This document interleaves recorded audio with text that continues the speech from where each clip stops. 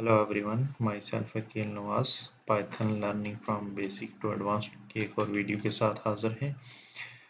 आज हम Python sets के बारे में देखेंगे और इसको इम्प्लीमेंट करके देखेंगे। तो Python sets are used to store multiple item in a single variable.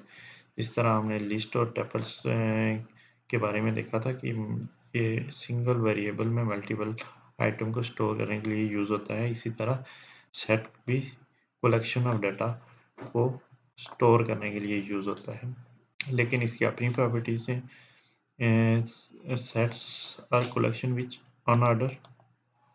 Is unordered, unchangeable and यूनिइंडेक्स।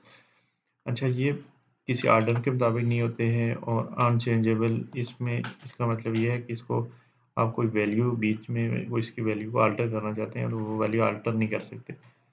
आप वैल्यू को रिमूव और ऐड न्यू वैल्यू को ऐड कर सकते हैं और रिमूव कर सकते हैं। और यूनी इंडेक्स मीन्स के डुप्लीकेट वैल्यू, यानी डुप्लीकेट वैल्यू ये अलाउ नहीं करता।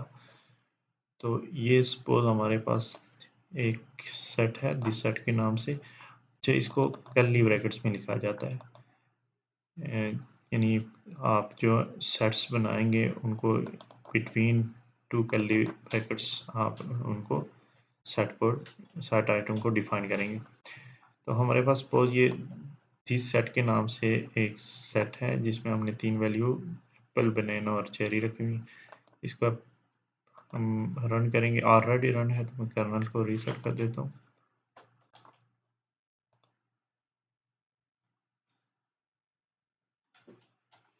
तो रन करेंगे तो क्योंकि ये कर्ली ब्रैकेट में शो हो रही है, इसका मतलब है कि ये सेट्स वैल्यू शो हो रही है। अच्छा, इसकी कुछ प्रॉपर्टीज़ जिस तरह पहले मैंने डिफाइन की कि अनऑर्डर होते हैं, तो इसको आप इंडेक्स के थ्रू, जिस तरह हमने लिस्ट या टपल में देखा था कि आप इंडेक्स के थ्रू आप वैल्यू फाइंड आउट कर सकते हो, तो इसमें आप इंडेक्स के थ्रू वैल्यू फाइंड आउट नहीं कर सकते। Unchangeable means can not change item after the set has been create. आप जो आइटम है एक दफ़ा क्रिएट हो गया तो आइटम को आप चेंज नहीं कर सकते, उसको अल्टर नहीं कर सकते, but you can remove item and add new items. आप आइटम को रिमूव भी कर सकते हैं और न्यू आइटम को ऐड भी कर सकते हैं। set have two item which is the same value. set cannot have means कि आपके पास दो एक जैसी वैल्यू, ये डुप्लीकेट वैल्यू को अलाउ नहीं करता। तो सपोज यहाँ पे अगर सेट है हमारे पास, इसमें एप्पल रिपीट हो रही है, तो इस एक आइटम रिपीट हो रहा है, तो इसको क्या करेगा, इसको एग्जीक्यूट करेगा, लेकिन डुप्लीकेट वैल्यू को एक ही दफ़ा वो काउंट करेगा और दूसरी वैल्यू को इग्नोर कर देगा। इसको रन करके देखते हैं। तो हमारे पास देखें 3 वैल्यू होगी। एप्पल डुप्लीकेट हो रही थी, इसने एक ही दफ़ा इसको काउंट किया।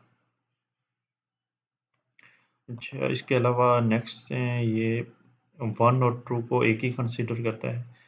तो इसको यानी कि सपोज हमारे पास ये एक सेट था, इसमें हमने कुछ वैल्यूज़ लिखी हुई थी और साथ में ट्रू और 1 था, तो एक ही ट्रू काउंट होगा या फिर 1 काउंट होगा। इसको रन करके देखते हैं। तो हमारे पास ट्रू ही काउंट हुआ, 1 हमारे पास ये काउंट नहीं हुआ, 1 को उसने इग्नोर कर दिया। इसी तरह फॉल्स और 0 में से किसी एक को कंसिडर करेगा। हमारे पास फॉल्स आ गया और 0 इग्नोर हो गया। तो ये फॉल्स और 0 और ट्रू और 1 को एक ही कंसिडर करता है। इसके अलावा लेंथ के थ्रू आप उसकी लेंथ फाइंड आउट कर सकते हो। सपोज हमारे पास यहाँ 3 आइटम हैं, तो लेंथ इस सेट्स में ये आपके पास 3 रिटर्न हो जाएगा कि इसमें 3 आइटम है। ये देखिए 3 वैल्यू आ गई। तो लेंथ फंक्शन के थ्रू आप सेट की लेंथ फाइंड आउट कर सकते हो। अच्छा, कौन कौन सा डाटा आप सेट में रख सकते हैं? तो सेट में भी आप एनी टाइप ऑफ डाटा आप रख सकते हैं, जिसमें आपके पास स्ट्रिंग टाइप आ गई, इंटीजर आ गई, ट्रू फॉल्स यानी बुलियन टाइप या फ्लोटिंग टाइप, कोई भी वैल्यू आप रख सकते हो। और एक सेट में भी आप डिफरेंट वैल्यूज रख सकते हैं, जिस तरह इस सेट में स्ट्रिंग वैल्यू, इंटीजर, बुलियन और स्ट्रिंग, यानी आप डिफरेंट वैल्यू एक सेट में रख सकते हैं। अच्छा, सेट कंस्ट्रक्टर के थ्रू भी आप सेट को क्रिएट कर सकते हो। इसके लिए कंस्ट्रक्टर जो भी यूज़ होता है, इसके लिए डबल राउंड ब्रैकेट यूज़ होती है। हमने लिस्ट का भी देखा और टपल का भी देखा। तो ये डबल राउंड ब्रैकेट्स अगर यूज़ होंगी तो इसका मतलब है ये कंस्ट्रक्टर है सेट के नाम से और लिस्ट का लिस्ट के नाम से था। तो इसको रन करेंगे, इसका रिजल्ट क्योंकि कर्ली ब्रैकेट्स में आ रहा है, इसका मतलब है ये सेट है। तो सेट के कंस्ट्रक्टर सेट के नाम से हमने कंस्ट्रक्टर बनाया, तो इसका मतलब ये है कि ये सेट वाला इसमें सेट्स वाली वैल्यू आ गई। इसके बाद पाइथन एक्सेस सेट, आप सेट के आइटम को किस तरह एक्सेस कर सकते हैं। तो इसलिए इसमें यह है कि ये ऑर्डर इन ऑर्डर नहीं होता है, यानी कि आप इसको इंडेक्स के थ्रू या की के थ्रू आप एक्सेस नहीं कर सकते इसके आइटम को। इसको आप फॉर लूप के थ्रू आप इसको एक्सेस कर सकते हैं, लेकिन one by one item print हो जाएंगे। लेकिन आप इसको किसी ऑर्डर के, यानी जिस तरह हमने इंडेक्स के थ्रू देखा था लिस्ट या टपल में, कि आप इंडेक्स के थ्रू स्पेसिफिक आइटम को गेट कर सकते हैं, लेकिन इसमें आप क्योंकि ऑर्डर के मुताबिक नहीं होती, तो इसको आप एक्सेस नहीं कर सकते इंडेक्स के थ्रू। आप फॉर लूप के थ्रू जो भी आइटम है आप प्रिंट आउट करवा सकते हैं। सपोज हमारे पास for x in this set, तो वो वन बाय वन इसको एग्जीक्यूट करेगा और जो भी आइटम है उसको प्रिंट कर देगा। या फिर आप चेक कर सकते हैं कोई आइटम है इस सेट में मौजूद है या नहीं, उसके लिए आप इनका फंक्शन यूज़ करेंगे। तो सपोज हमारे पास ये सेट है, इसमें उसने चेक किया बनाना इन दिस लिस्ट, अगर है तो वो ट्रू कर देगा, अदरवाइज फॉल्स कर देगा, क्योंकि यहाँ पे बनाना मौजूद था तो उसने ट्रू कर दिया। तो इस तरह आप एक्सेस कर सकते हैं आइटम को। अच्छा, न्यू आइटम किस तरह ऐड कर सकते हैं। Once the item is created can not change the item. आप आइटम को चेंज तो नहीं कर सकते लेकिन आप न्यू आइटम को ऐड कर सकते हैं। तो उसके लिए ऐड का फंक्शन यूज़ होगा।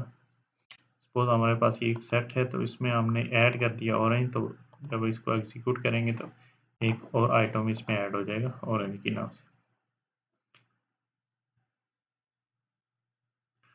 उसके अलावा अगर आप दो आइटम दूसरे आइटम से कोई आइटम ऐड करना चाहते हैं, तो उसमें अपडेट यूज़ करेंगे। अपडेट के थ्रू सपोज हमारे पास ये दो सेट्स हैं, तो एक सेट को दूसरे में ऐड करना चाहते हैं, तो this set update another set. तो जब इसको प्रिंट करेंगे तो ये दोनों की वैल्यू इसमें आ जाएगी, ये दोनों की वैल्यू मर्ज होगी इसमें। So object is not have the sets, it is अच्छा, आप अपडेट के थ्रू सिर्फ टपल्स नहीं, आप लिस्ट और डिक्शनरीज वगैरह को भी ऐड कर सकते हैं और उसको नए सेट के थ्रू ऐड कर सकते हैं। सपोज हमारे पास एक सेट है और दूसरी हमारे पास लिस्ट है, तो लिस्ट की वैल्यू को भी आप सेट में ऐड कर सकते हैं। तो ये हमारे पास वैल्यूज आ गई। इसके बाद आप कोई आइटम रिमूव भी कर सकते हैं। तो इसके लिए आप रिमूव स्पेसिफिक आइटम का आप यहाँ नाम इंटर करेंगे। सपोज बनाना मैंने इंटर किया, तो अगर बनाना लिस्ट में नहीं है तो ये एरर जनरेट करेगा। लेकिन इसके लिए अगर डिस्कार्ड का फंक्शन यूज़ करें, दो फंक्शन यूज़ होंगे, रिमूव या डिस्कार्ड। तो डिस्कार्ड में अगर आइटम मौजूद नहीं भी है, लेकिन फिर भी वो एरर शो नहीं करेगा, वो जस्ट एग्जीक्यूट कर लेगा। लेकिन अगर रिमूव में अगर आपके पास स्पेसिफिक आइटम नहीं है तो वह एरर शो करेगा। इसके अलावा पॉप मेथड के थ्रू भी आप रिमूव कर सकते हैं, लेकिन पॉप में क्योंकि आपके पास किसी ऑर्डर के मुताबिक नहीं होती, तो ये रेंडमली आइटम रिमूव करेगा। कोई स्पेसिफिक आइटम इसमें सपोज इसको रन करता हूँ, तो रेंडमली इसने दोबारा एप्पल ले लिया, एप्पल इसमें रिमूव कर दिया, पॉप दिस पॉप। तो इस तरह ये रेंडमली, क्योंकि किसी आइटम के मुताबिक नहीं होती है, इंडेक्स के थ्रू आप नहीं गेट कर सकते, तो ये रैंडम आइटम को रिमूव कर लेगा। क्लियर के थ्रू आप होल सेट, पूरा सेट रिमूव हो जाएंगे और एम्प्टी हो जाएगा। इसको अगर रन करेंगे तो हमारे पास ये देखिए सेट आ गया, लेकिन ये एम्प्टी सेट है। तो डिलीट के थ्रू, डिलीट से ये होगा कि आपका whole data, whole set is deleted, तो ये आपको पूरा सेट ही डिलीट कर देगा। इसको प्रिंट करूँगा, एरर शो करेगा क्योंकि आपके पास तो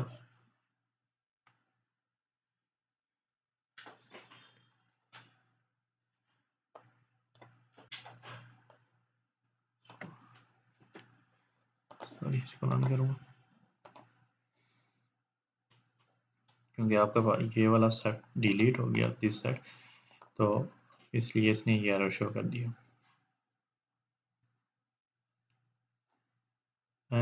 आप दो सेट्स को जॉइन भी कर सकते हैं। इसके लिए जो फंक्शन यूज़ होते हैं वो यूनियन और अपडेट का फंक्शन यूज़ होता है।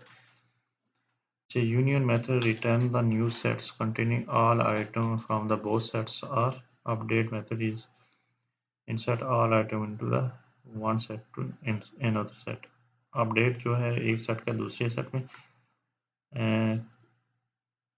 जॉइन कर देगा, ये कन्वर्ट कर देगा, लेकिन जो यूनियन सेट है वो एक नया सेट क्रिएट करेगा और जिसमें दोनों सेट को वो ऐड कर लेगा। सपोज हमारे पास सेट 1 सेट 2 दो सेट थे, तो यूनियन के लिए हमें एक और सेट की ज़रूरत पड़ी थी, ये सेट 3, तो इसमें हमने दो सेट्स को ऐड कर दिया। लेकिन अपडेट में हमारे पास सेट 1 सेट 2 है, तो ये सेट 1 को ही अपडेट कर देगा सेट 2 को इसमें मैच करके।